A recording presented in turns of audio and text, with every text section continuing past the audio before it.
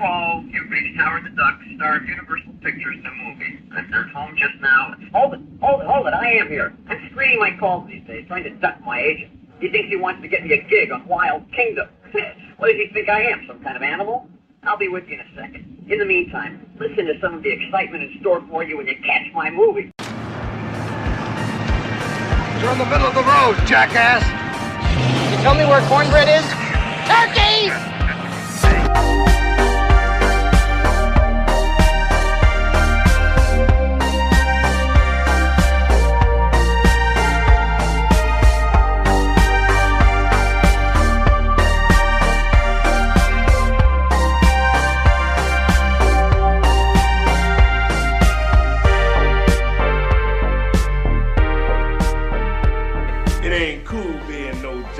Turkey, so close to Thanksgiving. Hello, everybody, and welcome to the show. We are Just Another Movie Night, and I am Scott. And I'm Joe. Hey, Joe. And today, we're talking trash. Talking trash. Talking trash indeed. This is our show to review, spoil, crap on, debate, and give second chances to the lowest rated, the much debated, and the often forgotten flicks on the internet. All while asking the question, is this the worst movie ever made? And if not, what is? Because here on the show, we truly believe you can't review films unless you know what the worst is. And we're in November. We're doing Turkey Fest. You know, I gotta say one thing about Turkey Fest. Turkey Fest, Joe. Turkey Fest is quackers. Pure quackers. I was hoping for something better than that, Joe. Turkey Fest, indeed. You know what Turkey Fest is to us? Turkey Fest is movies we know are huge turkeys. Bombs. Shitholes. Pieces of crap. Crap.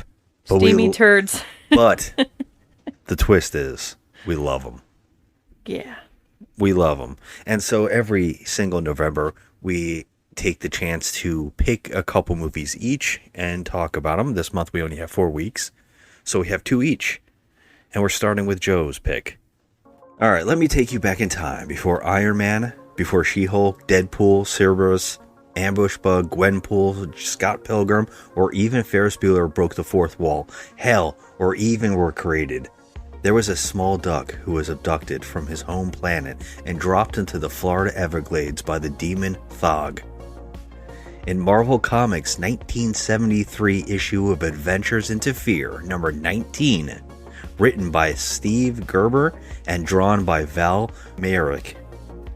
A few issues later, Howard fell off a interdimensional stepping stone and vanished into the unknown. That is until fans, outraged, demanded his return, and in 1976 he received his own comic series. 10 years later, some court cases, child labor laws, multiple failed movie attempts including Rick Baker puppeteer production, and an animated movie, the almost destruction of Rob Williams' career, the accidental creation of Pixar Studios, the resignation of the chairman of the studio motion picture group, the loss of over $45 million, and a cult following. Here we are today, talking about a movie that has a 4.7 on IMDb from 51,000 reviewers, a 28 on Metacritic, a budget of over 45 million. So you know that that's the budgets of both Empire Strikes Back and A New Hope together. In today's inflation, that would be $130 million today. A movie that the lead actress said, "That movie is such a famous flop. In a land of a lot of flops, it's kind of awesome to be in a really famous flop. I mean, it's kind of a poster child for flops." We are talking about the winner of 4 Razzie Awards, Howard the Duck. That's it. No more Mr. Nice Duck. Directed by Willard Huyck, his wife Gloria Katz, and he wrote all of George Lucas's dialogue in his movies and co-wrote Temple of Doom, American Graffiti, and were uncredited for writing almost all the dialogue in A New Hope. Yes, we're talking about a movie that Joe decided to pick and make us watch today. A movie that I watched for probably the 3rd time today, ever. This is probably my 3rd viewing of this film. Howard the Duck. I want you to look into the future and tell me what you see. I see myself walking out that door. Yeah, me too. You chose Howard the Duck. I just looked over at you so many times and you were so defeated. Like, you just looked so annoyed. I was like, are you mad at me? What, during the movie? Yes. Yeah, this is a real turd, Joe. Oh, man. So let's just talk about it, because this is one of your favorite movies. Okay. No. No. Okay. Your favorite bad movies. Okay. So this movie I must have seen 1,000 times as a kid. Okay. I mean, it was just always on. And, you know, they blurred it out because it was on TV. You know, they didn't show any, like, duck boobies or anything. They didn't? I said duck boobies. Yes. We'll get into that later. Yeah. But, oh, God. But, yeah, it was one of my favorite movies as a kid. Now, I have not seen this movie in, I would say, it's been 20 years. That's not true. When's the last time I watched this movie? You bought this movie, Joe. We own this movie. Yeah, we bought this movie 20 years ago before we even got married. Editor's note. I have no idea how long Joe thinks we've been married. Like, it was a long time ago. I have not popped this DVD in. I don't think I've ever put that DVD in. It's been a long time. So back then, I was feeling some kind of way because, you know, you married me knowing that I like trash movies. But I had, like, a special spot in my heart for Howard because I thought he was so cute. The animatronic that they used was so cute. And he had these big eyes and he was adorable. And I really liked Leah Thompson. I loved everything about her in this movie. I thought she was, like, really cute. She had this wild hair and she was a rock star and the name of her band is Cherry Bomb. I mean, it was cool, you know? Now, I have so many things to say about each thing you've already said, but go ahead. now I am feeling some kind of way. Yeah, you should. You really should. You should really rethink a lot of things you've said. I'm an adult now, and I feel much differently now. Yeah, I would think so. This is a movie that I love, that I loved, but I know was not a great movie. And now as an adult, I'm seeing all the things that are wrong with it. And as a kid, you're not thinking, you're just like, oh my God, there's like a crazy villain and he's shooting lightning out of his hands and he's creepy and gross and there's a little duck running around and he's funny. As a kid, you just see things differently. And now that I'm an adult, I'm watching this again and I'm just like, oh, hot damn. Yeah. Yeah. I mean, as a kid, I saw this movie and I feel the same way that I do today than I did then. Uncomfortable. I mean, okay, this extremely movie, uncomfortable. okay, this is not all it's quacked up to be. Oh my God. I will say all the jokes you can get. That's enough. That's it. That's all. You just wasted all your I'll jokes. be here all night, folks. For the whole episode. Be sure to tip your waitress. Is it the waitress at the sushi Cajun bar? Oh my God. Diner? Here she comes. Wow! Your kid's costume is really radical. Okay. Okay. I'm Is deeply, that the waitress you're tipping? I'm deeply sorry. I am. This is of all the picks in all the world, you picked Howard the Duck. Yeah, because, you know, I think part of me just wanted to watch it again and see if I still felt the same way, you know? Like, see if it still holds up after all this time for me. Because I'm sorry, as a kid, I didn't think about uncomfortableness. You didn't. No. You didn't think, first off, seeing Marty McFly's mother in her underwear straddling a duck and kissing a duck's beak. You didn't find it odd.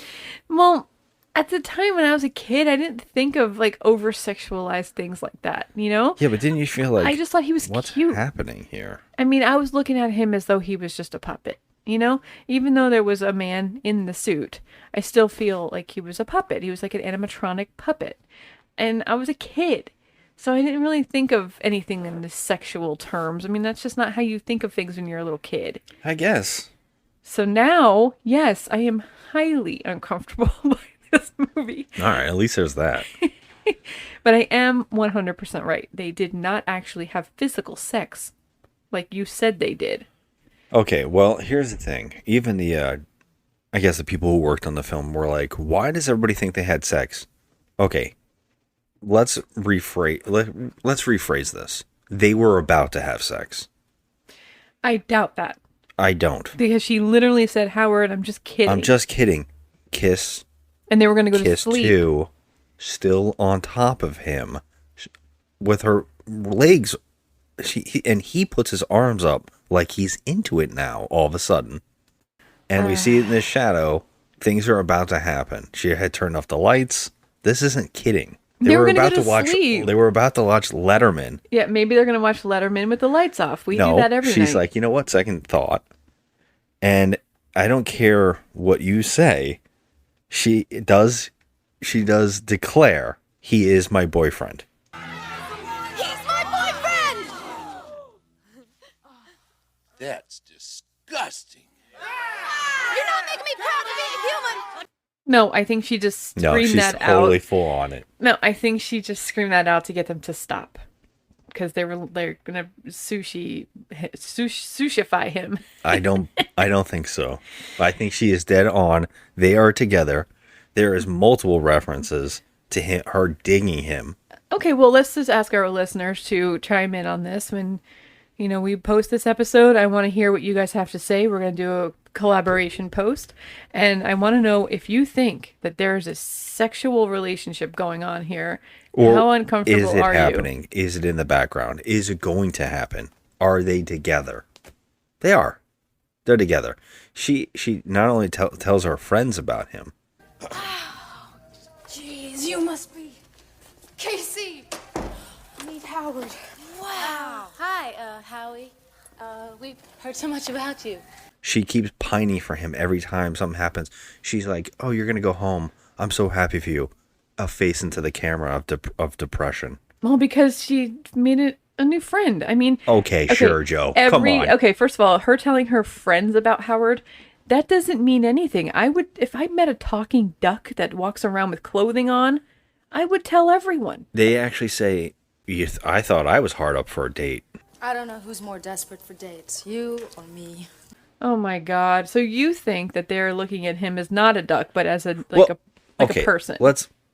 Yeah, no, he's a person. He is a duck man. No, you know what I'm trying to say. He's not human. Let me ask you something, Joe. Do you get in your underwear and get in a bed with a duck person you just met? Do you kiss him and joke around in that way? I've done that once, but that was when it was a long time ago. No, you don't do that. No. I do think. Do you do that with somebody you're attracted to? When they fall asleep, the man you just met that is a duck person, when they fall asleep on a windowsill, do you start stroking their hair? Now, in some kind of weird, over-sexual, do you grab his condom, his loose, used condom out of his wallet and go, oh, Howard? Wait, I think you're totally misinterpreting these two things. First of all, Which part? Just met. Okay, she just met a duck man and invited him into her house. Yes, and stroked his hair while he was sleeping. He's sleeping, but she's curious. She's just wants to know about him. She is making he's so cute face. Oh my goodness! This is first off, let's just get this out of the way. This is the most disturbingly over-sexualized kids film I have ever watched. No. Yes. We've seen more disturbingly over-sexualized kids films. I guess what was it? Summer Camp Nightmare was odd. What about Garbage Pail Kids the movie? We haven't done that on this, but we've seen it. That's another one we got to bring back, but not for Turkey Fest. We can watch that as bad movies. That's another one that for some reason you own it. I can't. I don't know. Yes, I do own it, but I'm never watching that shit again. Let's do what we do and talk the plot out. And as we do, we can maybe get to these things. Because the movie starts out, we see Howard's world. We watch this guy's entire house before we get his reveal of what he is or who he is. And the reason they did that is because the promotions for this movie that they spent so much money on, insane promotions. Beer ads? This is a kid's movie. Beer ads. cigar in some of the posters. Him smoking a cigar in some of the posters. And they didn't refuse to show his face. And they also started acting like he was a real person. Everybody who was interviewed had to talk about him like he was a real person. And people who were interviewing them just could not understand what the hell was going on. So, I mean, is that unusual for the 1980s? Because, I mean, come on. It's like our parents were giving us whiskey when we were babies. I mean, no. First off, I don't think that ever happened to me. Maybe someone. No, my parents always put whiskey on my gums. Well, that explains why you like Howard the Duck so much. No, my parents put whiskey on my gums because I was teething. Yeah. Whatever, man. Yeah, you're a little alcoholic. Hey. Who likes duck boobies? I do like duck boobies. They were nice and round. Look, I know that Howard. I've seen duck sex, and it is rough, and it is rapist, and it is very odd and off-putting. And I think that was about to happen. Yeah, but you can't look away. I've seen I do. You. It is disgusting. No, the ducks in our backyard have sex, and they are literally killing each other because they're drowning the woman. It is quite disturbing. Yeah, what is that? They'd stick their heads under the water while they're banging at them. Yeah, and then afterwards they just leave them and they throw their money at them and they said the money's on the dress and they go out, and then later on the duck has like 19 kids walking behind them. No wonder they want to eat some of those. It's terrible. Oh. Yeah. No. Anyways. So we see Howard's world, right? So we see this planet is shaped like a damn egg. No, but we see him come home, and his apartment is establishing that everything in this world is the same as our world, just duck related. Mm-hmm. And we see like posters of Indiana Jones, but it's like a duck.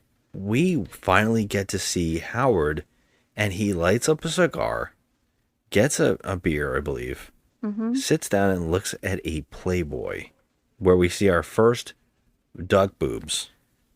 And this is a kid's film. Wait, it's not a it's not a Playboy. It's like, what do they call duck. It? A play duck.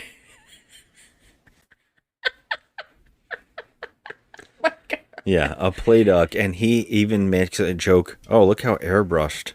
My airbrushed hottie. My airbrushed beauty. Yeah, oh my god. Wait, though, is this movie rated PG? Or is it PG-13? I'm pretty sure it's PG, because PG-13 hadn't happened yet. Oh, really? At least, I don't know. It might have, because of Temple of Doom, which the director and writer of this film actually co-wrote. Yeah, this person, a very interesting career. You want to know the year it came out? 86. The rating. We're talking about the rating. You asked about PG? Oh, yes, it's PG. PG. Oh my god, where are you? Sorry, I'm everywhere because I'm It's because of the alcohol rubbed on your gums when you're a kid. It's affected me. Did you rub some on just now too? Okay, that is not unusual. And secondly, no, I haven't been drinking. Smart ass. But yes, this so the movie is PG. And there's a lot of like suggestive. That's what I'm getting at. This is why I'm talking about this. Alcohol, cigar, and a Playboy magazine, Play Duck, and boobs. And then Howard's chair starts shaking. I don't know why I don't understand why this section of the house, this apartment building that he lives in, nothing makes sense. But he flies through the walls into the other apartments, and he passes a woman in a bathtub, a duck woman, with her bare breasts. And she's singing a song, and she's completely unmoved by the fact that something just crashed through her wall. She just keeps singing. That's what I think is funny. It's so crazy. And we have a narration that I don't think I understand. Narration? Mm-mm. Before all the things that happened, there was Howard the Duck? The cosmos. Countless worlds upon worlds. Worlds without end. In these galaxies, every possible reality exists. And what is reality on any one world is mere fantasy on all others. Here, all is real and all is illusion. What is, what was, and what will be start here with the words, in the beginning there was Howard the Duck. And don't they say something like, in the beginning. Yeah, in the beginning. There was Howard. I don't understand. What does that mean? I don't know. The chicken and the egg thing? Is that what they're going for? What the fuck is that? How? I don't know. He's a duck. I don't get what they're talking about. It makes I don't no understand sense. this movie at all. And he lands on Earth. He's dragged through space. Like a space-time portal. It's not even that. He's just literally dragged through all of space. I ask you something. You're gonna die out in space. You're gonna He's literally in some kind die. of weird cosmic ray that we see, and thrown into what I guess is pulled from one dimension to another, and he's just thrown into, where are we? New York? No, Cleveland. Oh, that's right, Cleveland. Says it so many times. No. I'm asking, what is this place? Cleveland? Cleveland? Uh-huh. That's a perfect weird name for this planet. And he's thrown into the street where he is just... First he lands on another couch, and he is instantly berated by a bunch of punk rockers. Mm-hmm.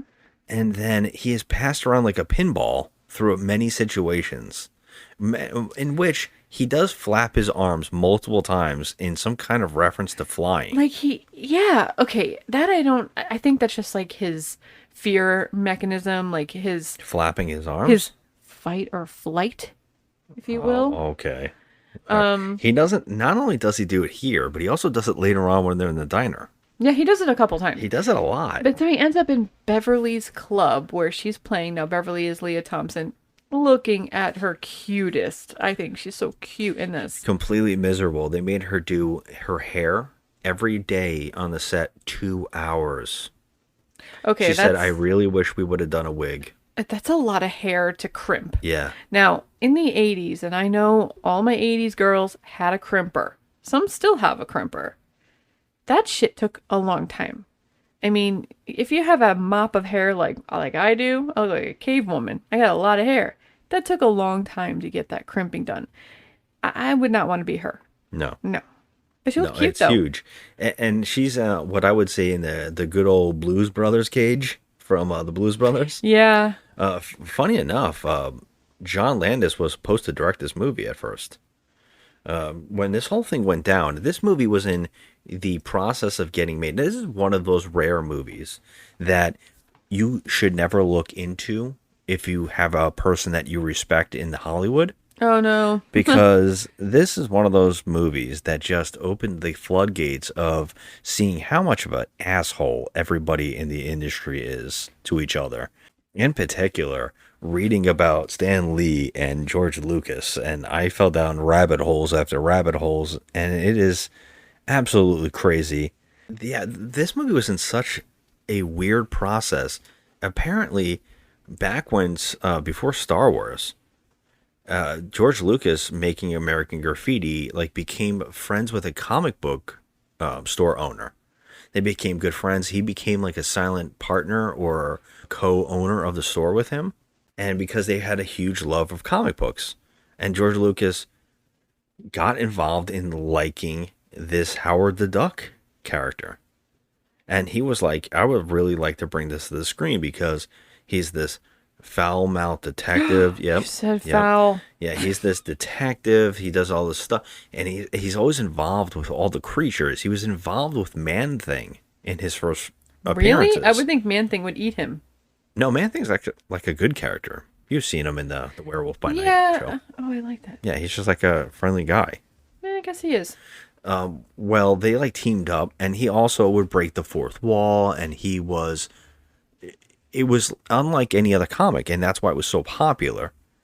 But he was trying to get it made, and it really kind of hinged on the success of Star Wars because he thought the Star Wars could be a bomb, and he could fail and lose all his money. And so it became a huge success. And he really wasn't planning on making any other Star Wars at the time. He said he had a rough draft, and he was thinking about it. And this whole process started just going step by step. Apparently somebody went to Marvel and asked them, can we make this? And then they said no, because someone else, they had sold the rights to certain characters to somebody in a studio.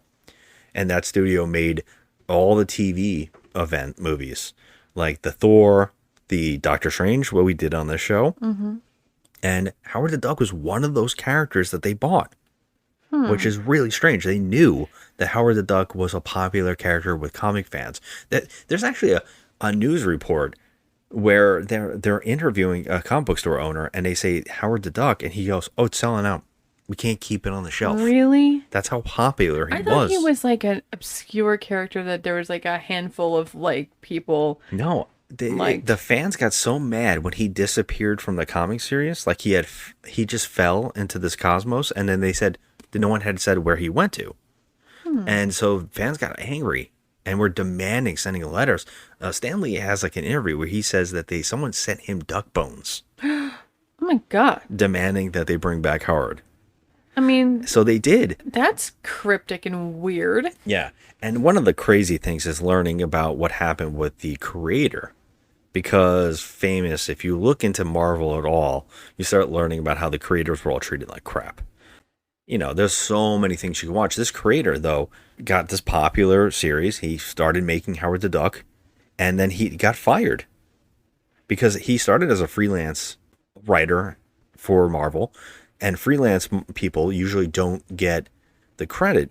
When his character became successful, they hired him on full time, but they made him sign a contract. In the small print, you waive the rights to your character. To Marvel. What? So he lost all the rights when he got fired. To his he own had no character? call over his own character, Oh my god! and he got fired for delays on script writing. Do you think that was a setup? Do you think that perhaps they just wanted to steal his character from him? I definitely think so. I mean, And that's fucked. there is tons of information. Now, I'm not a great historian. I can't give you all the facts, but definitely look up Yesterworld Entertainment on YouTube. They are amazing. He did an entire history of this movie's production, and it is incredible. I found out so much interesting stuff. Go listen to his video. Go watch it. It's unbelievable. And even he said there are so many court documents going back and forth between the creator and Marvel, and also Marvel and Stan Lee being told that they can't make the movie, and they still sold it anyways because they knew they had him by the balls because they made him sign that contract, which waived his right to own that Oh, character. so he didn't have a leg to stand on in court. He really didn't, and Damn. and it just kept going into limbo. There were so many things. You can actually go look up Rick Baker's test footage of making a puppet of Howard the wow. Duck, and it looks exactly like the comic book with the cigar in the mouth and the hat. And you know, Disney sued them as well because they said that Howard the Duck was a ripoff of Donald Duck. So they had to add something in to change the look of Howard. They added pants. The only thing that those two have in common is that they're both ducks. They're Now, if you go completely look into the different original, characters. if you go look into the original, even the creator said that it was kind of like a joke on all the stuff that was happening. And that was like the whole hook behind him, why fans liked him so much. He was very edgy. So this whole long process of getting this movie made, so many crazy things were happening. And one of the funniest things is that the original script was more close to the comic book of him being a jokester, more adult. Mm-hmm. But Ghostbusters hit it big. Oh. And so the president of the studio was like, no, I want something like Ghostbusters. He gave them a huge budget. Just, I wanted to be like Ghostbusters. Puppets, creatures, special effects, and humor. I need a couple scientists in this movie. You use that term loosely because yes, exactly. I Tim need Robbins is bumbling. not a scientist. I need a bad guy who's like possessed. Yep. It's like everything from Ghostbusters. They were asking them to do it. Wow. It's so insane. That is true. There are those elements. And this is amazing too. There's so much history here. I have so many facts in my head right now to get out. Rob Williams was hired. He was on the set for a week. He was hired to do the voice of Howard. Oh my. And usually he complained, usually somebody does the voice and then you animate the mouth. Mm-hmm. They were doing the animations of the mouth on set and the puppeteer was talking. And there was seven people were hired to play Howard in the suits. Mm-hmm.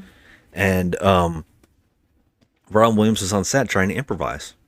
Wow. And they basically said no. There's interviews with him talking about this. God, I tried the voice for them. They wanted different voices. When I talked to George Lucas, who was a friend, he wanted me to try it just to give them an idea about different voices.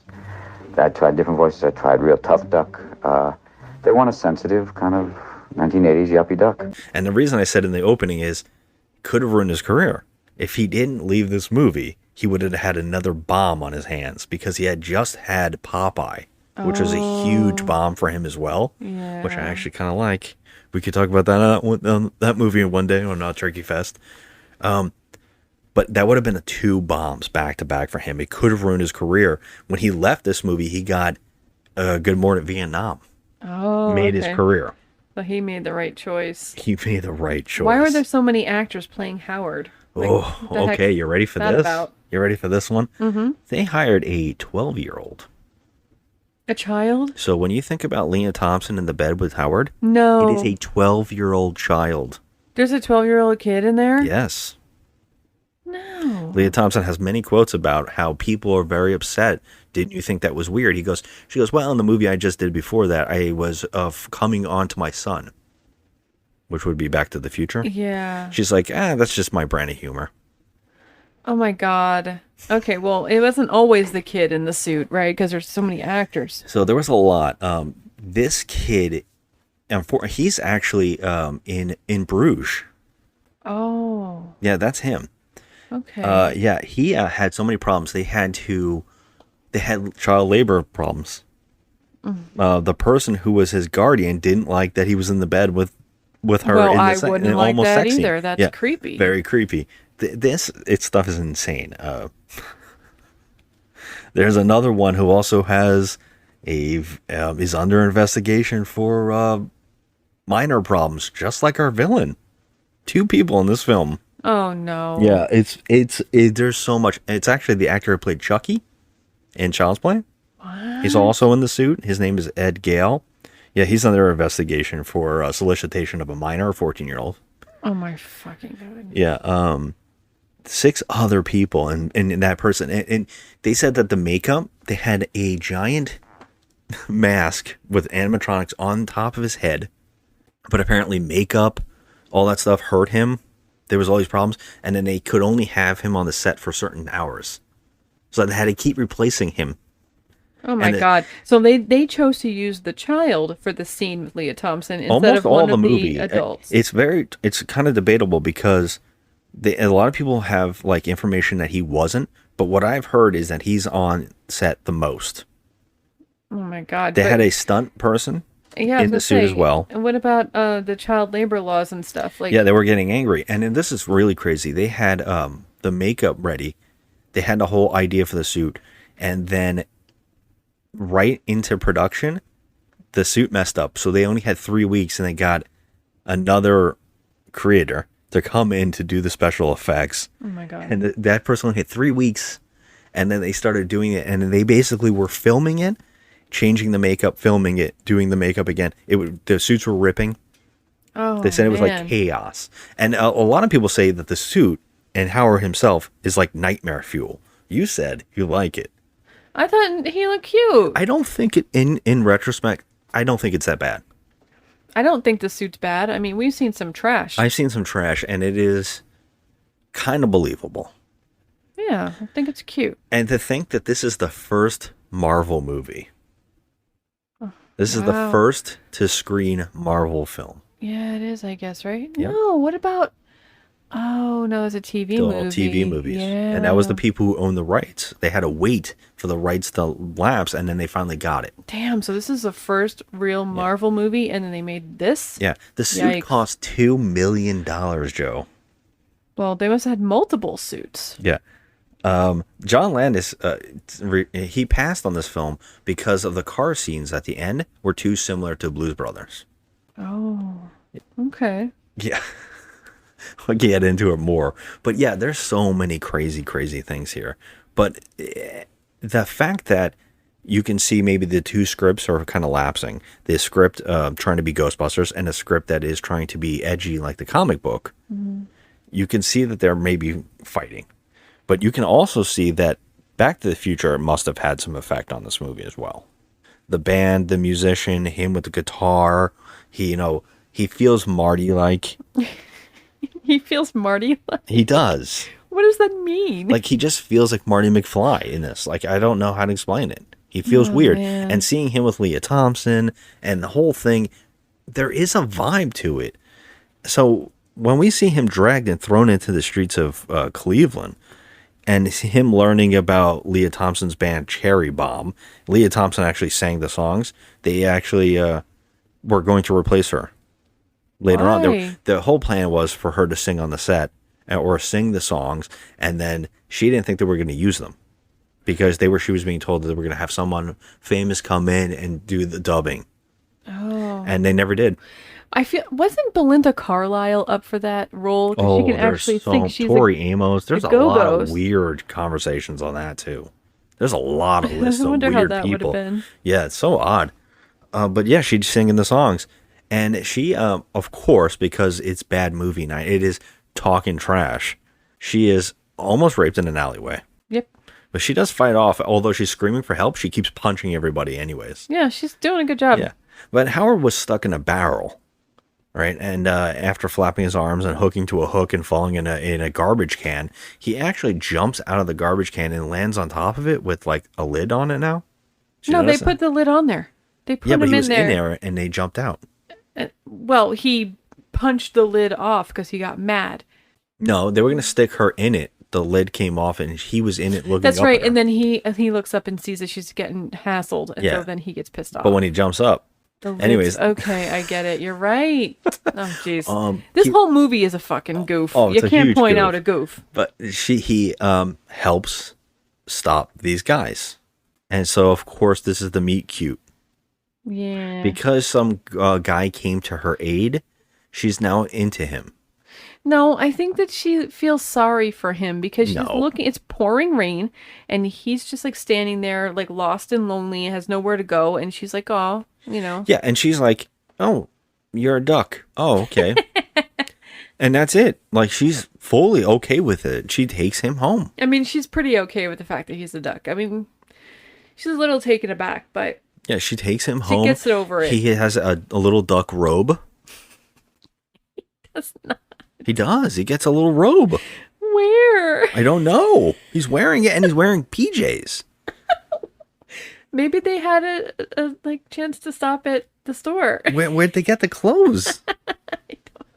I don't know either. I don't understand it because when he beams there, he's wearing like a whole suit. Yeah, he's wearing a suit because he came from work. He came from work, which is he's working in advertising at the time. But of course, his backstory was that his parents wanted him to be a plastic surgeon, and lift the duck bill apparently, and some tucks on the feathers, and then he wanted to be a famous a musician writer, and it didn't work out for him. Him and his band, which I can't remember the name now. Was it Howard and the Heartbreakers? Yeah, Howard and the Heartbreakers.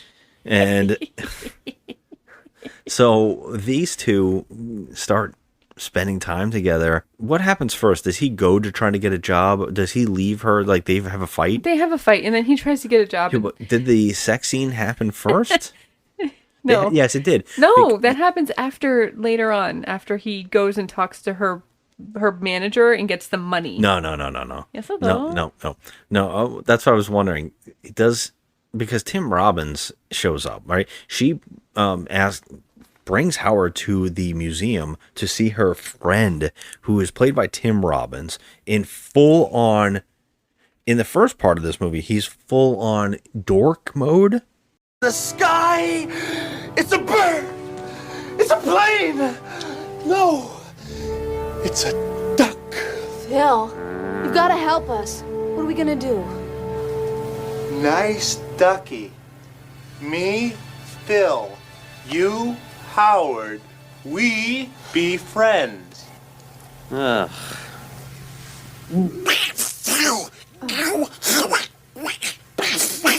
Undoubtedly one of Earth's greatest minds here. Oh!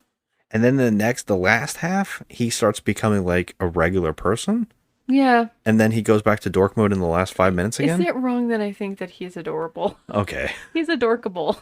I can see it, yeah. I can kind of see it. And I think he's a little obnoxious in the first half. I mean, he is, but he's still adorable. Okay. I like dorks. I know you married one. So I knew you were going to say he it. freaks out, and he's just saying the most absurd things, and it's really off-putting, but he's shocked to find out, and he wants to investigate him more. But the way he's talking to Howard makes Howard really pissed off, to the point where he fights with Leah Thompson outside in front of all these kids. They think that he's like some kind of mascot, and he's like, get out of here, and he growls at them. They run off, and he says, I don't need anybody. I don't need you. I don't need anybody's pity. So he goes off on his own, and like a person who's just beamed in from outer space, he goes to get a job at unemployment. Oh my God, can we talk about his outfit that he's wearing? Yeah, I don't understand that. Where does he keep getting these clothes? I don't know, but he's wearing like this little like newsboy hat. Yep. And he's got these overalls that like my like 3-year-old nephew would wear. They're like corduroy overalls with like a little cartoon on the front, like it's a little cartoon bear or something. I know. I don't know what's happening here. He's got like this little jacket. But I love that he goes to unemployment to get a job. He's not a citizen. No. He doesn't have a social security number. And, well, he does have a wallet.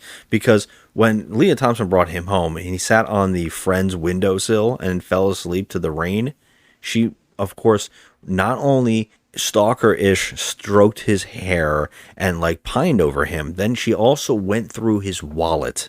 Something you usually don't do with somebody you first meet.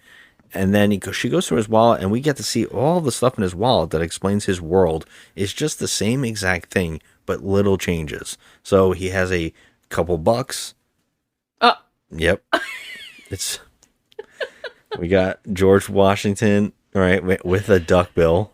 Oh, he has a couple of bills? He has a couple of bills, and there's bills on them. And it's the United States of what? Duck World, isn't it? No, it was and something or other.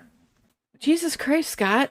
And what? So it's called Anatote or something. We had to look this up. We're like, he's from Duck. The planet is called Duck World. Yeah. So it actually translates to duck. So it's the United States of Duck. Why does it translate? What was it? What's the language? Yeah, the United States of wherever the hell he's from, whatever country he's from. He's also got like a master duck card, and she's giggling the whole time. But she literally does pull out a loose used rubber, and she goes, "Oh, Howard. Is it used? It's rolled up. You don't keep a friggin' open rubber." Who knows what in they a do on kid's Duck movie. World? Come on, yeah. It would dry out. It would be old. It would have holes in it. That's true. It is a kid's movie, but It's yes. a kid's movie, and she pulls out a rubber, and she giggles about, oh, Howard. Howard.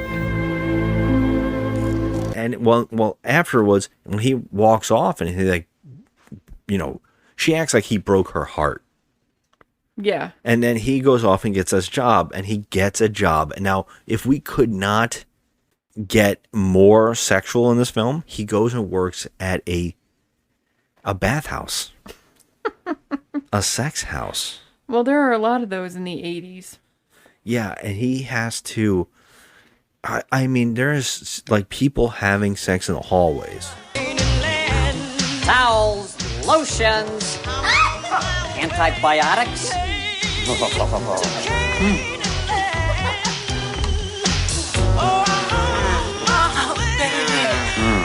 Must be mating season. Yeah. Like they're running out naked, giggling, making out, and then going in the room to have sex. Yeah, now, I'm going to say, I, as a child, did not think anything of this. I was just like, what is this? Oh, they're at like a spa. Yeah, how weird is our childhoods that we thought this was normal? Oh my God. I mean, we would watch the craziest shit. I mean, come on. It's just so mind-blowing. It was crazy back then. Yeah. How our parents... I mean, I remember watching Roger Rabbit and being like, wow. Yeah, they literally tortured tunes. It's not that. The patty cake sequence? Oh my God. Jessica Rabbit with them honkers bouncing about? Come on. I remember my mom being like, what rating is this? What is this movie? Yeah. You know, I remember that. By the way, that word we're looking for is Anatidae. Anatidae. And that is a biological family of water birds, ducks, geese, and swans. Okay. Yeah, that's what it says. So it says the United States of Anatidae. So, yeah, he works in a bathhouse, and he is forced into. Now he is all. This is another thing. He can't fly. He keeps flapping his arms. He can't fly.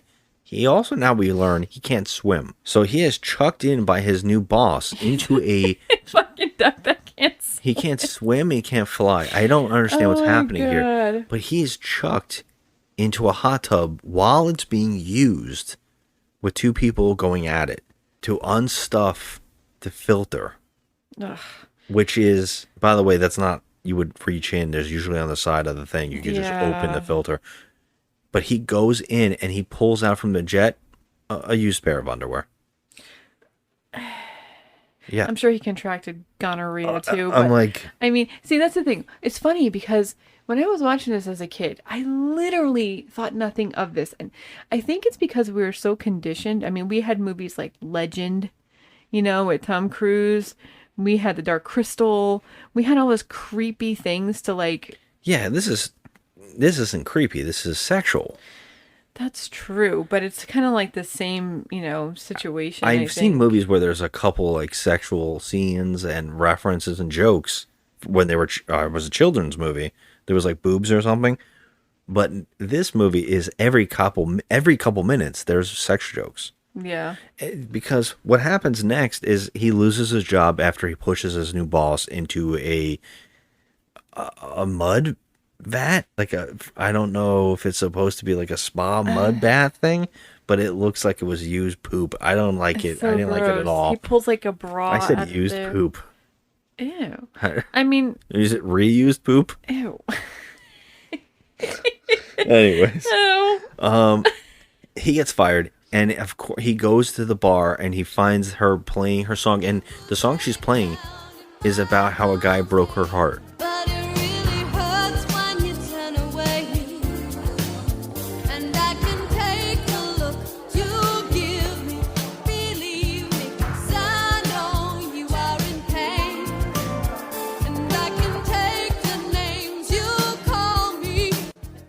And even she has to stop the song to say, this is too depressing. Because she's singing about Howard. Yeah. Okay? And she's longing for Howard. Well, Howard overhears her manager. Well, we got to point this out. This guy is becoming an all-star, our talking trashes. He is the actor who is in Mario Brothers. Mm-hmm. He's also in the Ferris Bueller. In Ferris Bueller. He's also the guy who steals the car for a joyride from Cameron and Ferris in that movie. Yep. He is one of the guys at this bar, and it's a manager, and he's pocketing money, and he's not paying the band properly. He's supposed to be their manager. Well, Howard has a fight with them all, and he forces this guy not only to give them the money that he owes them, but he also makes him break the contract with them, and he makes everybody in the bar hear it. So now he goes backstage to tell the girls, and this is where we meet the whole band. And when they see him, they go, "Oh my God, it's Howard. He is cute." I can see what she's talking about. And he fondles one of their tassels on their shirt. And the next one, he touches her ass. I'm like... And they're like, "Oh wow!" And he comes over to her, and they kind of like make up. And Tim Robbins comes in there, and apparently Tim Robbins is dating one of the girls in the band, and he actually says to her, "I can't have sex with you right now. I'm working." Now Tim Robbins is portrayed as the nutty professor. He is not somebody who's in a relationship. No, he's a dork, but like. I mean, you're right. And now that I'm thinking about all these situations, like, it's just, I was never thinking about this. But, like, when I watch this now, I was very uncomfortable. I'm like, oh my God, these are things you just don't think about as a kid. You just don't. Yeah. Now I'm like, oh my God, he's a pervert. Like, when you thought back, because when I was thinking about this movie before watching it again, I only remembered certain things. I definitely remember feeling creeped out, and I remember thinking, I'm attracted to Leah Thompson. Mm-hmm. Like, I think she's very beautiful. Mm-hmm. And I remember there's the scene that is sexual in nature with them two. I remember her very vividly when I was a kid. I remember her being in her underwear. Yeah. And I know that sucks, but I remember that. But I also remember Jeffrey Jones. And this sucks to say, but I was really a fan of Jeffrey Jones growing up. I thought Jeffrey Jones was funny as all hell in every movie he was in. We all were. I've seen every one of his films, and it just pains me to not be able to watch all those great movies that I love the same way. Because I remember a thing I remember about this movie was Jeffrey Jones just acting his ass off for no reason in a terrible movie. And I remember him throwing a monster up, but that's not what happens. I must have been merging this and Poltergeist 2. Mm-hmm. But there is a sequence where I know I'm getting confused because he has a tongue monster. But I remember that. I don't remember any of the other stuff. I don't remember the sex. I remember that Tim Robbins was in this film, but I didn't remember anything about him. And I did not remember all of these. I don't even remember Leah Thompson's band until the end. Oh, I don't wow. remember any of this. Oh, when she's singing the Howard the Duck song? I remember that. I remember that being very bad. But I mean, it's a little jammy. I like it. It is what it is. But I don't remember. So I guess what you're saying is true. I also have to agree because I don't remember I do remember the sex stuff. I do remember her in bed with him very much. Yeah. But I don't remember I forgot he got a job at a bathhouse. That I totally forgot until this viewing. I was like, oh my God, this is worse than I remember. See, the movie plays like it's supposed to be catered to kids, but it's just really not, because instead of giving him like, a potty mouth, they put all these other elements in there that are like overly sexualized, and they make him like a little pervert and stuff. But I feel like they could have taken that out and just given him like a little bit more of a potty mouth. Like he had a more rugged demeanor, because in this he was cute. He was lovable. Like he didn't seem like a little, piece of shit. He helped her. He was just cute.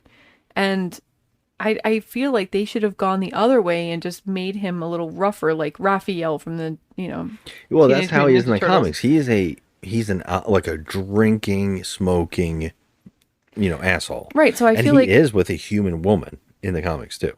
So gross. In a relationship. Yes. This is the thing. Okay. So then why didn't they just go that route? I mean, why Because did they made them change everything. I told you, like the guy yeah, wanted Ghostbusters. I get it, but like now it's just creepy when you think about it. Oh, it's just creep it's factor wild. 11. I mean, I guess the same thing happens with Ghostbusters. A lot of questions. While you grow up, you start asking the questions. A lot of people have pointed out recently, like, why did Bill Murray have a sedative when he went to Sigourney Weaver's house? He brought a high sedative at her house that night. That's odd. That's a little date rapey. Yeah, that's weird. And he is extremely rapey.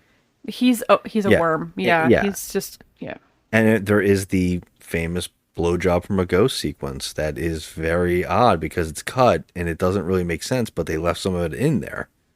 They gave us just enough that we know what's going on. It's weird, and it's in another movie that isn't rated, in any way that's suggestive or whatever. And I remember that movie being scary as a kid. I was scared by some of that stuff. Yeah, it's like the Never-Ending Story. Never-Ending Story. We were scared by that too. Yeah, but still not over Artex. Just saying.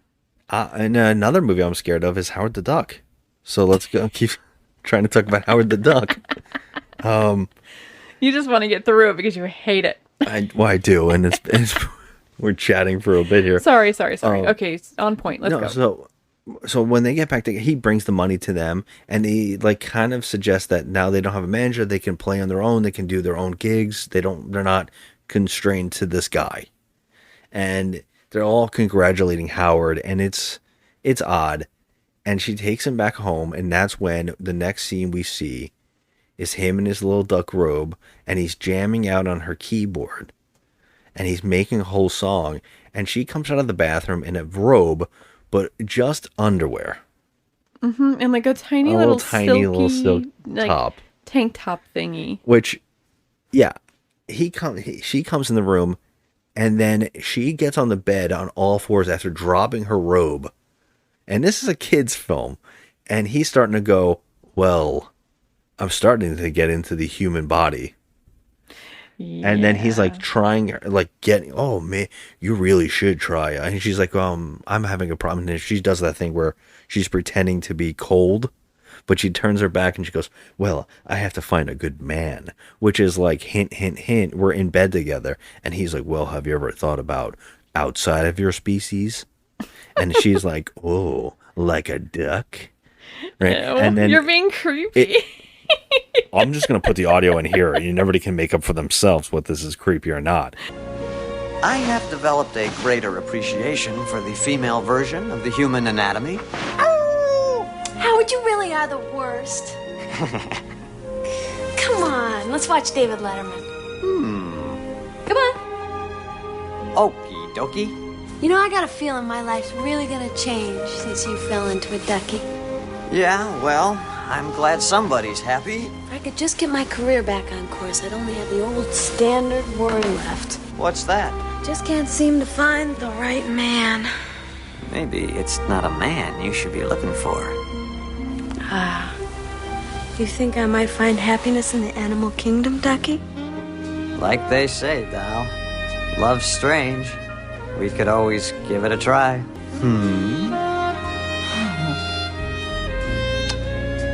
Okay. Let's go for it, Mr. Macho.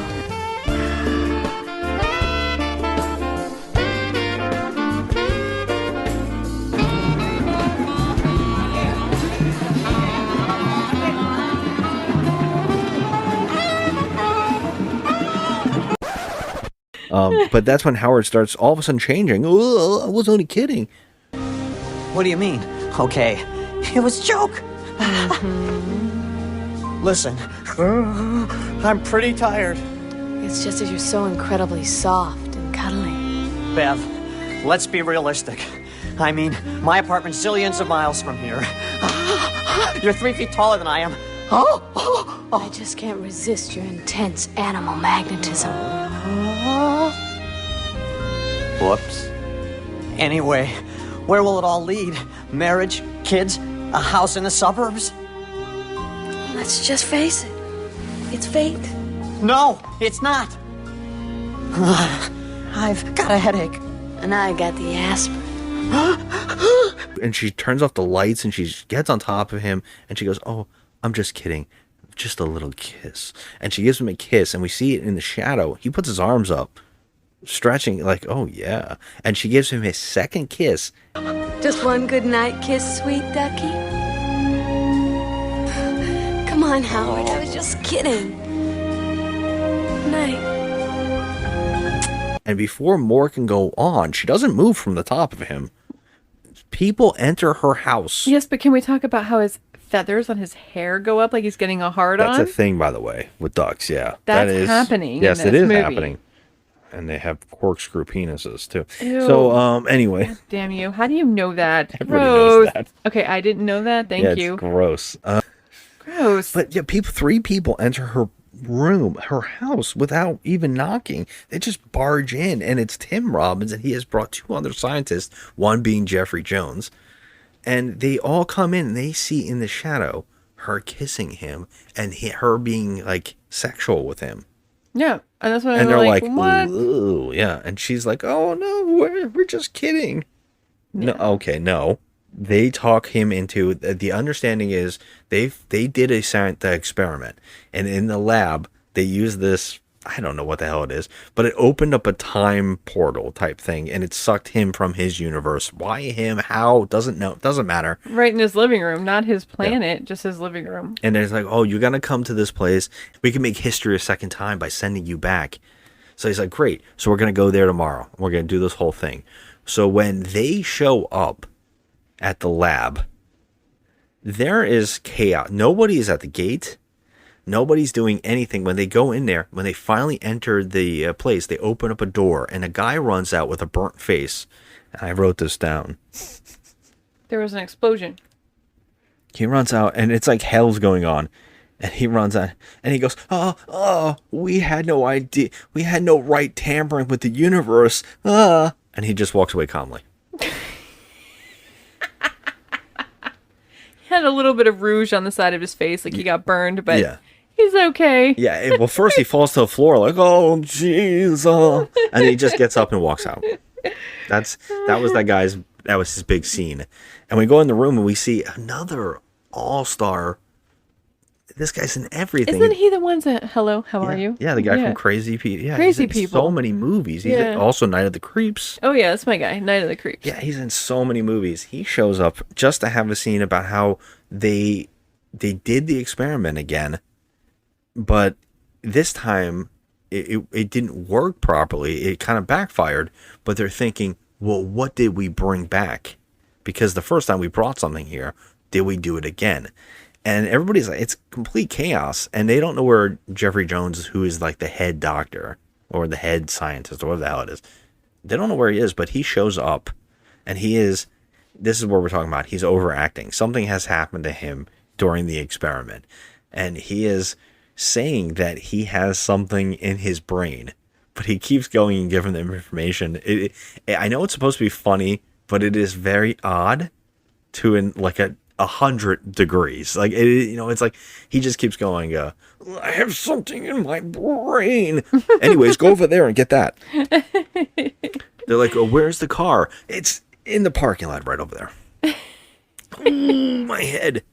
But so it turns out that, yes, what they brought in is some kind of creature that has possessed his body. The dark and he's fighting overlord, Scotty. Yeah, the dark overlord, which was the Thog, or whatever the hell it is I told you about in the comic book. Yeah, he is in Jeffrey Jones' body, and he's fighting him. They get in a car to go drive, and they let him drive, the guy who's fighting a monster inside of his body. Now, here's a question. Where were they going? Were they trying to get to the lab? Back to the lab? Somewhere else to find, I don't know, but they're driving like the family truckster. Yeah. It is so, the effects here are so bad. You can see like a dummy just sitting in the seats. Yeah, well, it gets worse when they get to the sushi cafe. Yeah, they go for food, and they go for a sushi Cajun restaurant, apparently. What is going on? And it's like shaped like a diner, and there's sushi being done, but everybody's dressed like a normal diner. It looks like okay, so they're dressed in like those red and white checkerboard like picnic kind of tablecloths. Yes. That's what their dresses look like, the waitresses, it right? It looks like Flo and everybody from whatever that show was. Yes, but then they have a freaking headband around their head like Mr. Miyagi gave to Daniel. Yes, the sushi chef, apparently. I'm like, what is going on in this restaurant? Well, what I love about this restaurant is who is going to this restaurant? Well, it seems like a bunch of Duck Dynasty characters? Yeah, it looks like a bunch of rednecks. But who then, go for the Cajun sushi? Yeah, rednecks aren't going for Cajun sushi. Yeah. And of course, they just walk up to a table and randomly harass the person at the table who could be in a costume. Right. So, yeah. Leave it to, what's his name in Dumb and Dumber? Is Seabass? Yeah, oh, yeah. Oh, Leave so it to much. Seabass and his two goons. That's exactly to what this is. come over and start harassing Leah Thompson and Howard and the doctor, right? Yeah. Jeffrey Jones. And they're just harassing them for no reason. Just for no reason. Can we do an impersonation of what Jeffrey Jones is now talking like now that the monster has beat him? Please do it. He's like this. Like that. Oh, I don't know. Am I close? No. I want to. Yes. Sounds more like a mix between Skeletor and like. And I don't know how Jeffrey Jones is doing it because it sounds like it hurts his voice bad. Yeah, but he's doing it. You can tell. Yeah. That's him. But it sounds literally like a Scooby-Doo villain. Yes. Yeah. It's a Scooby-Doo villain and like Skeletor. And he's doing he's holding back a turd. I'm dead. Yes, you are. You think that's funny, Jennings? I'm not Jennings anymore. The transformation is complete. I am now someone else.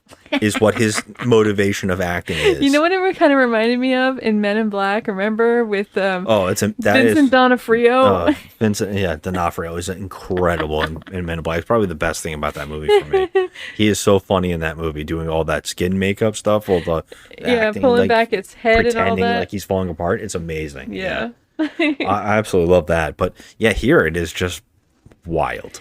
And of course, a fight breaks out, and they're gonna literally chop up and eat a talking duck person.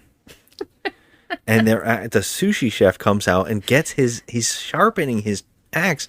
He just keeps calling for Leah Thompson, who is like, "That's my boyfriend." Yeah. And everybody goes, "Ew." And she's like, "Why are you guys coming after me?" Like, He probably I can gets love really who I love. good with some like wasabi or soy sauce. Yeah. Every time they go to kill him, he can sit back up and just randomly go, "Help." I know. He does it like 5 times. I was like, oh my god, he's not even tied down. Like, what happened to didn't they call him he knows Quack Fu. Oh, right? yeah, That's when does. he was fighting people in the alley and like he knows Quack Fu. So all of a sudden he doesn't know how to fight anymore. Yeah. Like he he fights a little bit, and then it doesn't work out because there's so many people taking him down, and everybody wants to eat him. Everybody in this diner wants to eat him. He is a duck. And But the waitress loves his outfit, but he's just like, maybe it's not because Halloween's not. She actually has a whole speech about it. yeah, because she keeps thinking that it's Leah Thompson's not kid Halloween. Yeah. in like a costume, which I think is really cute. Yeah. Because I mean, that at least that's something you can understand. Yeah. But then she's like, "Oh, it's not even close to Halloween yet." But I have a question: why and how did the Dark Overlord get inside Jeffrey Jones? Was it because of that particle explosion? Yeah, I think he was the one looking into it, or because if you look at his face, he's got a burn around what look like goggle marks. Yes, but the other guy also had a burnt face. So how come it didn't go into him? Well, I think that was an explosion more than anything else. I think what Jeffrey Jones must have been the closest. It doesn't really matter. He's just possessed, Joe. I need an answer. And he's possessed. He's fully possessed, and he stops Howard from being killed by controlling things with his mind and throwing them all around. And the way that they show this is that they just draw like a light around them, like a neon light. And then he decides to kidnap Leah Thompson's character because he says he needs a body, a host, because his host might give up. No, he said he needs a body, like a host body for the other Dark Overlord that's going to come through the portal. Yes, so his mission is to go back to this place that he already had just come from so he can open up a portal. I think that's what Jeffrey Jones was doing when he was battling it. I think he was trying to get away from the device because he knew that he would use it. So he says that he's going to open up another portal, and how he knows to specifically open it at a certain spot is beyond me. Because what we've seen is every time they touch it, they just rip open another dimension, which was Howard's, and then these monsters. Yeah. And now this guy's like, now I can just rip open the same one and bring all my buddies in. Right? And that's his plan. And on the way, it's a road trip. And this is baffling too. Do they go to a different science place? Because they seem to go way out of their way on the road trip back. I have no idea. Now, I know that Jeffrey Jones does take Leah Thompson. So that leaves Howard. I don't know how does he get Tim Robbins to get in that stupid airplane with him? Like, where does Tim Robbins even come from? Tim Robbins gets arrested. The cops now show up at the diner that he just went ballistic in, and this guy ripped it up with his mind. And they go there, and they're investigating it, and this one detective shows up, and he goes, "I want that duck alive or dead. I don't care." I want that duck. Dead or alive. And they have Tim Robbins handcuffed in the back of the car because they know he's a part of whatever happened. And Howard is pretending to be a part of a nativity scene. It's not a nativity scene. It's a freaking playground with like little like chicken statues and shit. Whatever. I saw a nativity scene. I thought it was funny. My version was better, I guess. That means it would be around Christmas time, and no, it's not because it's not even Halloween time yet. Remember, the waitress thought Howard was in a costume. It's get your life together, man. Who cares? Him and Tim Robbins. He helps him break out. They steal a car.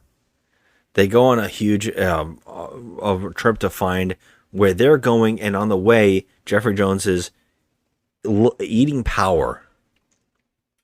So he has to stop at a nuclear reactor. Yeah, but his tongue also comes out and sticks itself. She thinks it's gonna like get her, but it sticks itself into the lighter socket in the truck they're in.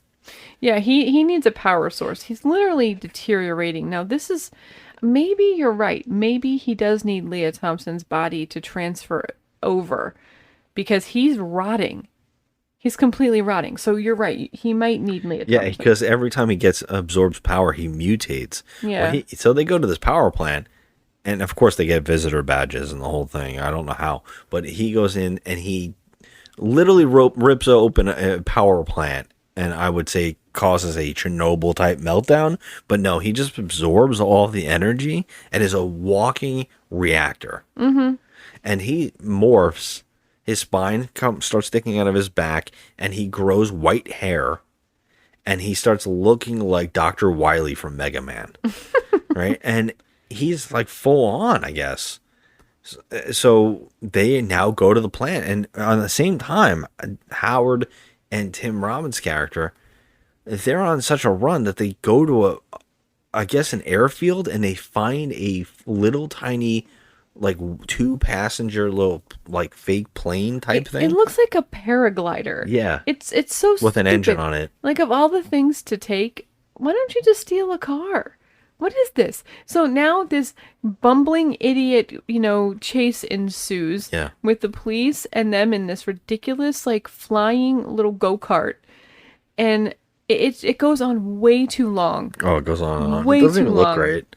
It looks like they're really doing it, which is cool, but you can tell that they're being like hung from like a rope. Yeah. It's just not cute. It's not funny. It's annoying. It's like, okay, this is ridiculous. There are elements of this movie that are so kiddie that you're just like, okay. But then there's elements of this movie that are like really just squirmy. Yeah. And you don't want to be like, okay. True. Because you're just not okay. This movie's crazy. So they end up back at the lab and... So mad at us. What happened? What are you mad at us for? I just so mad that we keep forgetting about so many funny moments that I wrote down. Can I just read 2 real quick? Yeah. When a bunch of punk rock gangsters see Howard for the first time, he says, "I've done too much toot." I've been doing too much toot. Another one says, and then Howard tells them that he has space rabies. Yes. And they go, "Is that a thing?" And the one guy goes, "I think I saw about that on the news." Yeah, and then when Jeffrey Jones takes Leah Thompson from Howard, they think he runs him over with a truck, but he like just gets between the wheels on the bottom, and he survives. But then Howard, who's not been hurt, says, "Beverly, I'll find you," and just falls to sleep or something like that on the floor. Beverly, I'll find you. Oh, there's more moments than that. Those are the ones I wrote. Ridiculous. Those are the ones I wrote down. I was like, okay, these are the only ones I want to mention, because it literally just all culminates into this one fight, which is boring and stupid. It really just is the Austin Powers moment where Austin is stuck in a golf cart trying to back up, and that's it. It literally is that Jeffrey Jones's character, he actually get the monster ripped out of him, but the problem is the monster is now a giant Rancor-esque monster, and they got legendary Phil Tippett to do the puppet work.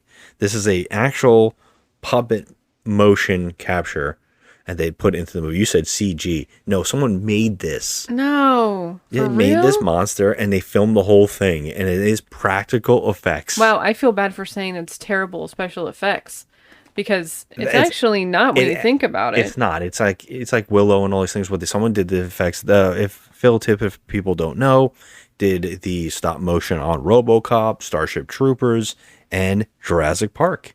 Mm-hmm. It's funny because he's like in the credits. A lot of people laugh about it, but it actually says dinosaur supervisor in the credits because they ended up going with CG because it kept improving. But he is the stop motion guy. He's the guy known for it. So yeah, he did this entire thing. You can actually see it online where him doing the whole physical thing and filming it. That's cool. And it's neat, but unfortunately, seeing it now, you can see the color grade is off. It looks fake in the scene. It doesn't really match up. When you think about the work that went into it, you get a little impressed. But when you watch it in the scene, you're just kind of like, oh God, like this is boring. It sucks. It really does, because it does look cool if you think about it as someone practically making some effects. It's impressive. As a kid, I was like, oh heck yeah. Yeah, I don't even remember it. That's the funniest thing. I don't remember. And I don't remember this battle scene because nothing really happens. It's just them being silly. Tim Robbins keeps passing out. Leah Thompson just screams a lot. Help me, help me, help me. Jeffrey Jones is like, hey, stop the monster. I'm going to just lay here on the floor. I'm not going to do anything during the sequence. What's amazing to me is when the monster, he was no longer the monster. The Overlord or whatever, he went back to looking normal again. Yeah, he just got fined. I'm like, your bones popped out of your back, yeah, bro. He had burns. He had burns he's just gotten normal. His hair was falling out in patches, Yeah. and he had boils all over his face. Oh, he's fine. He's fine. It healed him to have it taken out of him. It's so strange. But yeah, it just really comes down to Howard driving a friggin' golf cart with what looks like a machine gun, but it's some kind of laser weapon. It's the thing from Honey, I Shrunk the Kids. Yeah, there you go. And then he stops it. And they stop the portal before the monsters can come in. We actually see them all crawling in through the portal. Yes, but you know what that means? It means that Howard won't be able to go back home. So he's stuck on Earth. He's stuck on Earth. But it's okay. He actually sacrifices his way home to stop the Earth from being invaded by these creatures.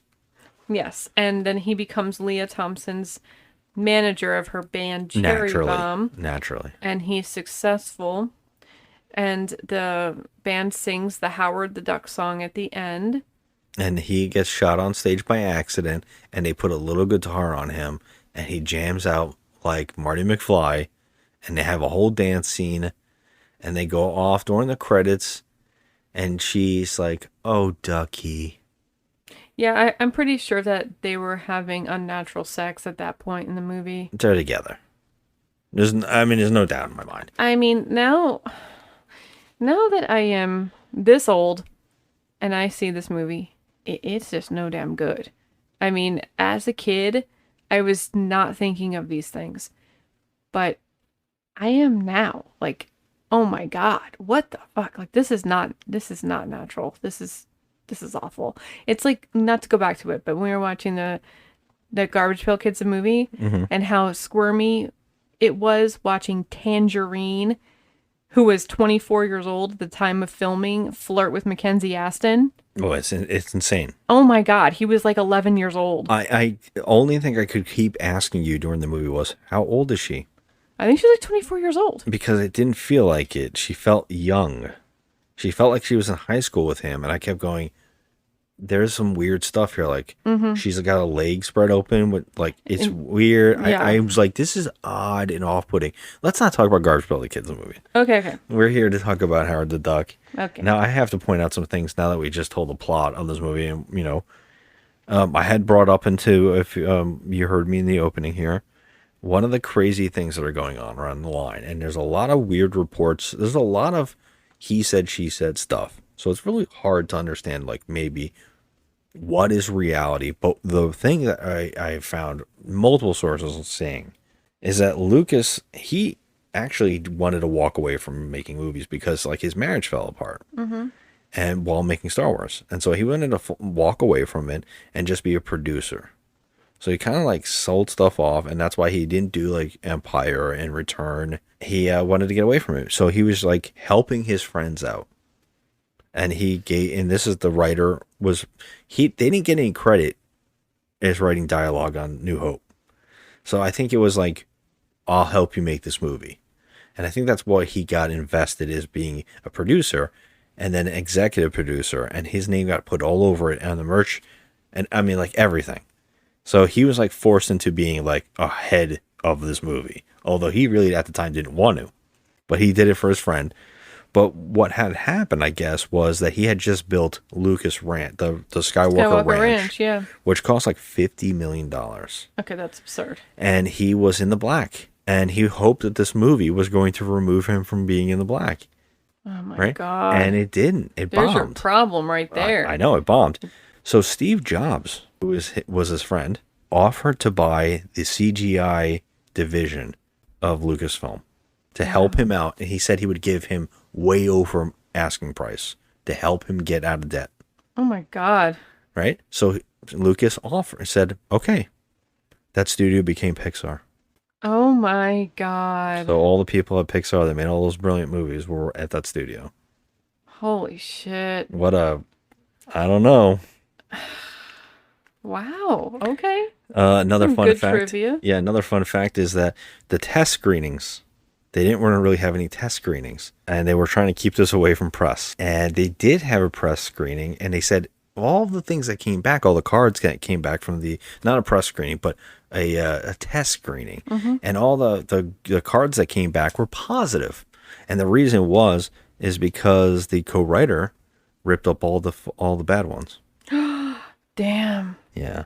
And then apparently when the movie did premiere, the two executives of Universal Studios at the time got in a fist fight over who allowed this movie to be made. Wow. That's what they say. And they went to blows over this? And apparently one of them, who was the guy who wanted this to be like Ghostbusters, he stepped down. Oh, shit. Like, he retired. This movie was a crazy, crazy mess. There are so many quotes, so many interviews, so many comments, so many weird statements and facts, and everybody, even the creator of the comic book, talking about it. So, and it's really funny because this didn't help Marvel make more movies. Wasn't a success. I mean, if you think about it, after this, the only Marvel movies that were made until Blade were like, there was a Captain America movie, we still haven't watched it. Mm-hmm. And there was a Roger Corman produced Fantastic Four movie, which we have seen on this, we did on the show, that got scrapped. They weren't really intending it ever to be released. And that's like it. There wasn't any other movies until Blade came and saved Marvel from complete bankruptcy. This is like the fact that it took Howard the Duck to be the first Marvel movie, like help the spiral, the downward spiral of Marvel Comics, and then him appearing after all these years again, after all the fights to get this movie made, all the problems that happened, he just shows up as a cameo in Guardians of the Galaxy. How crazy is that? Yeah, I mean, I know that this movie has reached like cult status. Yeah, that's the thing. It's very hard to watch now. It really is. Like as a kid, it was just much easier, but now there's too much to think about. You hear like people say, which another movie we've done on the show, Turkey Fest, in fact, Plan 9 from Outer Space. You hear so many things about it. Worst movie ever made, worst director ever made, right? That has ever been. And then I can watch it 1,000 times. Yep. Because there's something so fun and quaint and genuine about it. Like someone who he thought he was making a great movie. Mm-hmm. And because of that, it's kind of endearing.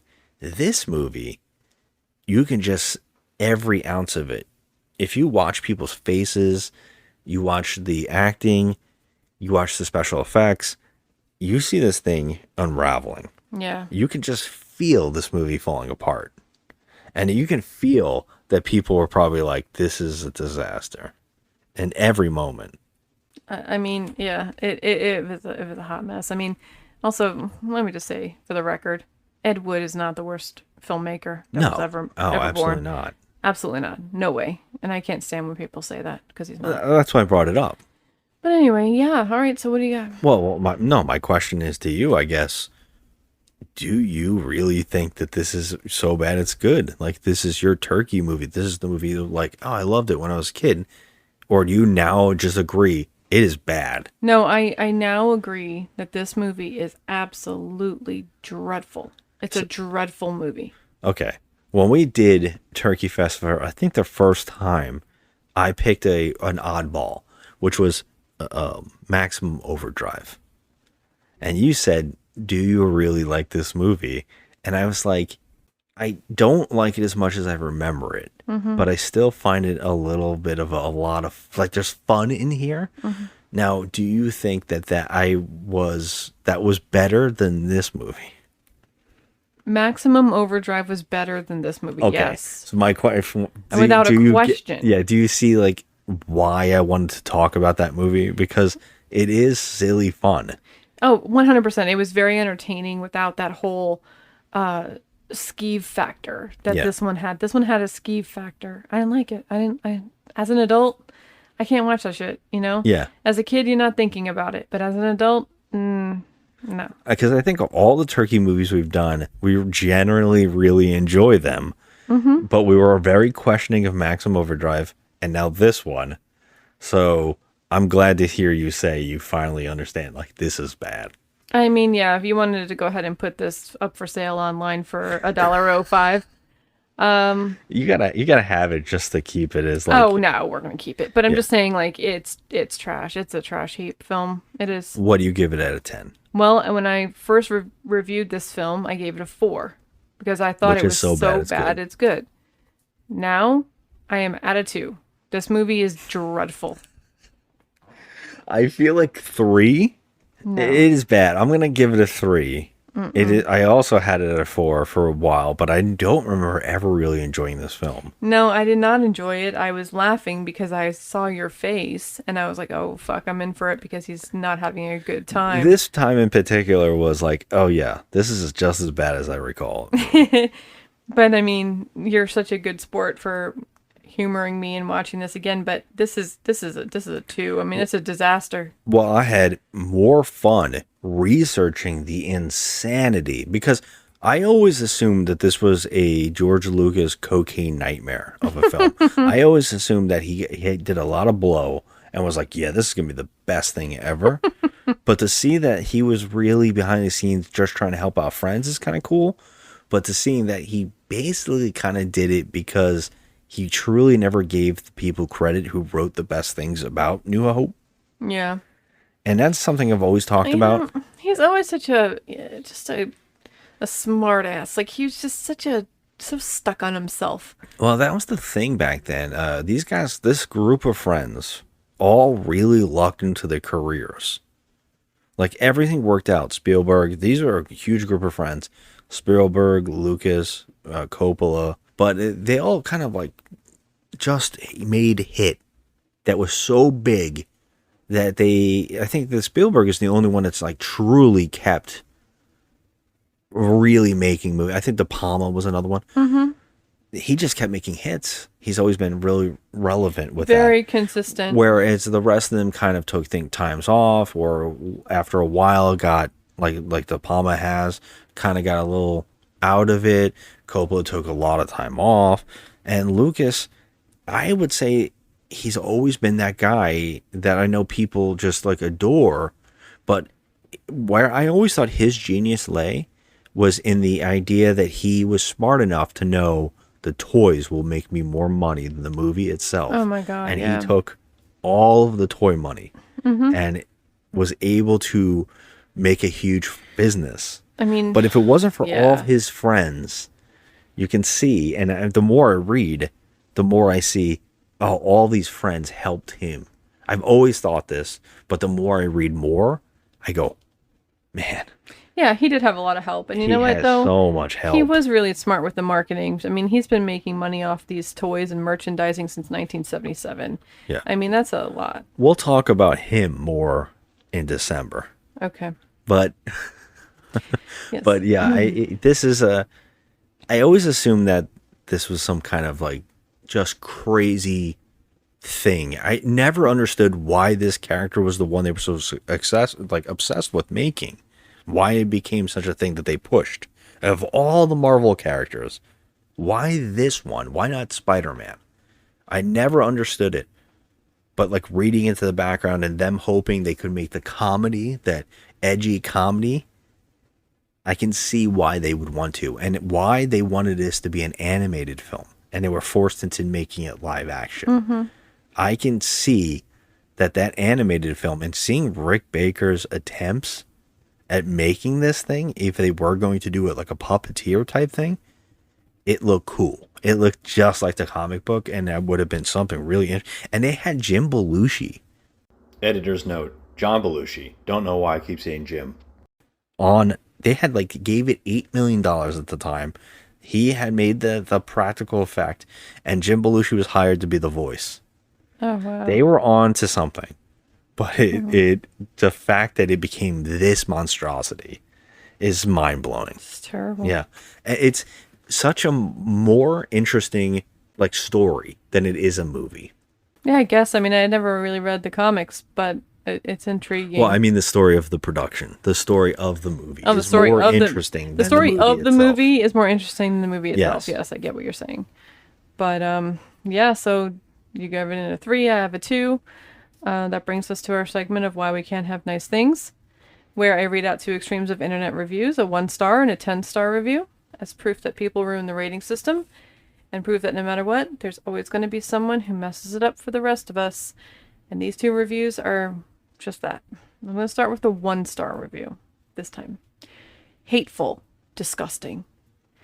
I had the unfortunate experience to watch it as a child. I found it extremely repulsive and humiliating to see a woman going to bed with this gross duck. And I think I remember there was even a hard-on scene or something. Really, I happen to hold the same view, and I find it disgusting and sexist to show a woman having sex with a beast. I pity the whole crew involved, including the main actress, and I find it disappointing that Tim Robbins was actually in this movie. I know that stupidity and all sorts of repugnant things will always be in the art and in the movies. But still, I am free to say I hate this movie with all my heart. Burn in hell, stupid makers of this film. Jeez.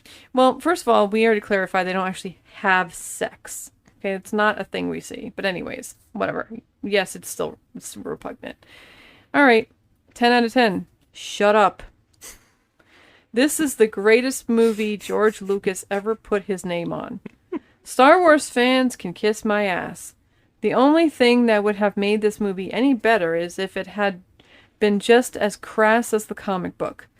The new version of the comic book is cool too. If some Hollywood hotshot director wants to prove to me how hip he is, then just remake Howard the Duck. When is the Howard the Duck Criterion DVD coming out? I want more Howard the Duck. Okay, well, that's a joke. That one is a full joke. I like it. I do too. It's a full joke. Yeah, that's exactly the cult fan knowing exactly what's wrong, but yeah, they're trying to double down on those people who are giving it ones. Mm-hmm. Totally understandable. Yes. The one though, yeah, I don't know why. It does feel like it's not a sex scene, like you're saying. They don't have sex in the movie, but it is very suggestive. It is very uncomfortable. Mm-hmm. It is. I don't ever need to watch Howard the Duck again. Thank you for sitting through it with me. Yep. But I'm good on Howard. I'm good. I'm out. Things don't hold up as an adult that you once liked as a child. They don't all the time. And this is definitely one of those situations where I don't know what I was thinking. I was a naive child and I didn't think anything of it. But now I do, and it's gross. What I love about it was when you picked it, I was like, are you sure? Yeah, man. It was also an experiment for myself. Was it? Yeah. You use this to see, do I like this thing? Yes. What a I trip. needed to know. I needed to revisit something from my childhood and see if it holds up. And nope. Mm-mm. That's all I've got. I'm done. Done with Howard.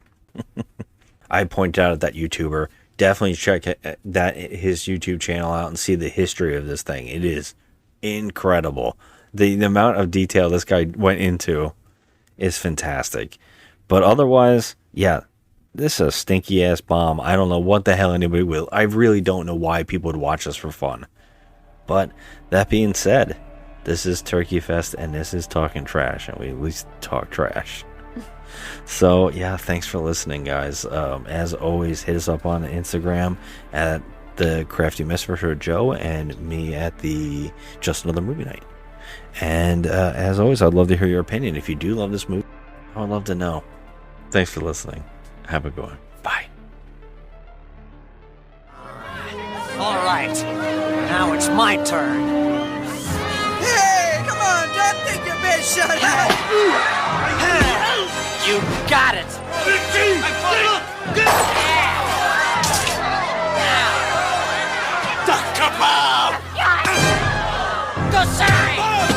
Tell your goons to stay back. I'm warning you. Stay back, Richie. I bite your face. You're a dead man, Ginger. What are you talking about? Space rabies. Richie, is that a real disease? I don't know, Ginger. I heard something about that on the news. That's right. Space rabies. One bite, and it's agonizing death in 15 seconds. Bite, bite.